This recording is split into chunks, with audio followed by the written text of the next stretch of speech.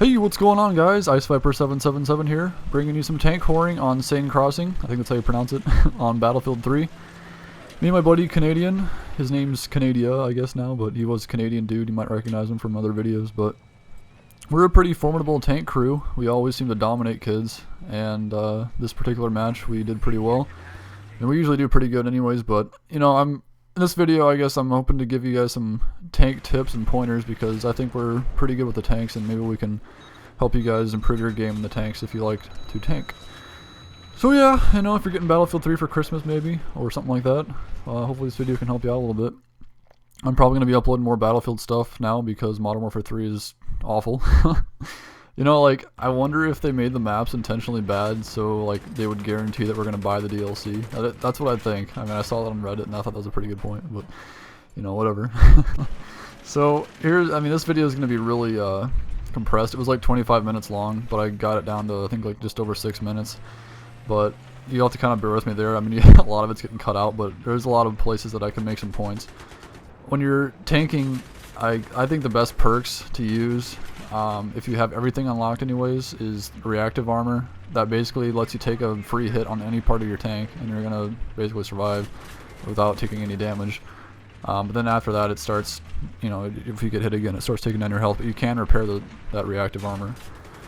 This is a great place to camp, by the way, that little, like, stairwell, because people always just run down there, just shell up there. For the second perk, I don't remember what order I thought this was funnier. These guys they thought they could hide from us, but not with the infrared. That's another, infrared, that's what I was leading to, basically. That's a good segue. Infrared's the best perk to use. I think it's a second slot. Lets you see everything. I mean, it's great. It's honestly like Predator vision, like, it's unfair.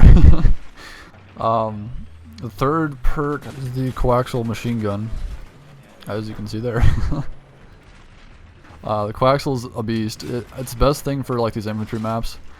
The best situation, though, to be honest, this is what Canadian and I do, and I mean, it's not like that uncommon of knowledge, but I hate to give away, like, our trade secrets, I guess. But what Canadian and I do is I'll get in the tank with my coaxial, and I'll usually just sit in the gunner seat. On these kind of maps, I'm the designated driver, I guess you could say. But on, like, the bigger maps like Caspian Border and Karg Island, where there's a lot more aircraft and stuff, I'll sit in the gunner seat, and then I'll transition into the CITV station, which is basically a third seat you unlock after, I think it's 100,000 tank score. And I'll just sit there, and it lets you basically, it's like a SOFLAM for a tank. It's like a mobile SOFLAM, which basically, if you don't know what that is, it lets you mark aircraft, paint them pretty much for laser guided weapons, like a javelin or like the laser guided shell on the tank. So Canadian will run the laser guided shell, I'll paint stuff, and then Canadian will just lock on him with the laser guided and blast him out of the sky. It's pretty awesome. And here's my one death, but I was like, oh man, I'm gonna die. I wanted to have, like, a nice run, like, go, you know, at the end of the game I went 31-0 because of this guy right here. Saved my life, basically. Black Hawk 50, I think it is. So I gave him a little, like, salutatory teabag, or whatever you want to call it. That's a good place to camp too, kind of help them take C a little bit. But our team basically, like, we would get D every once in a while, but it was pretty much they had C unlocked, their enemy team, so there was nothing we could do there. They were just golfing here and there, and golfing everywhere, and nothing I could do. But yeah, that's basically for tank perks and stuff. Just general tips, I guess. Whenever you're in a tank, you want to keep the front of your tank at whatever's shooting at you. If you've got a guy down there, I thought that was funny. That guy, like, ran all the way over there to revive him. Just why? There's a tank sitting right there. But yeah, keep the front of your tank at whatever's shooting at you. Like, if there's a guy with a rocket launcher, or two guys with rocket launchers, or a tank, if you roll up on a tank, even if he's to your side, turn the front of your tank to him.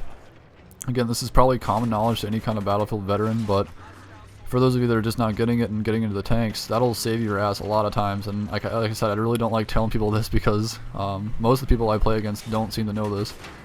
Like, if your damage, like the damage you can take to the front of the tank is, I don't even know how much more it is. It's like 1.5 or 2 times more than what you can take to the side, and it's got to be like 2 or 3 times what you can take to the back. The back of your tank's the weakest point. And also, this is right here. This is kind of a dangerous situation. Those guys with, like, the masks on are usually the support guys, and they have the C4, and the C4 is going to be your biggest enemy on these small maps because they'll just come up and sneak up on you and blast you without you even knowing. So sometimes you could rock the proximity scanner thing on there too and let you see those guys coming up on you on these small maps anyways, but it's up to you there. But yeah, keep an eye out for the C4 guys, and generally I don't try to park anywhere like, you know, real confined like that, because if you need to get away, you can just slam on the back brake, or slam on the, like, the reverse, and then back brake, and then hit the turbo booster thing, and you can get out of there like pretty quick and just mow down whoever's on your ass or whatever. That's the biggest thing too. Like if there's somebody running up on you, just get the hell out of there. Like if you're in any position where you don't think you're gonna be able to sustain your tank, just get out of there. Like this is kind of a dangerous situation too, because there's a guy behind me, but just kind of exposed the back of my tank. And if you take one rocket to the back, you're gonna be disabled pretty much. So you gotta be really careful with that kind of thing. But generally running in squads of 2 in the tanks is great, because you can have one guy shooting up front, suppressing them and killing people, and then have the other guy in the back, just on the opposite side of whatever direction the fire is coming from, which generally should be the back of your tank, healing your tank as you're getting hit. So right here, man, Canadian was stealing my kills. I was pissed. I was 31-0, hoping to improve my streak to 33, but it was just like, nope. I was pretty pissed, but whatever. I guess it's fair, because you don't usually get that many kills in the gunner seats. But he actually did pretty good too, 29-1, and we both broke 10,000 points too. So, well, hey everybody, have a nice Christmas and a happy New Year's. Battlefield Moments video is coming very soon. The objective has been taken.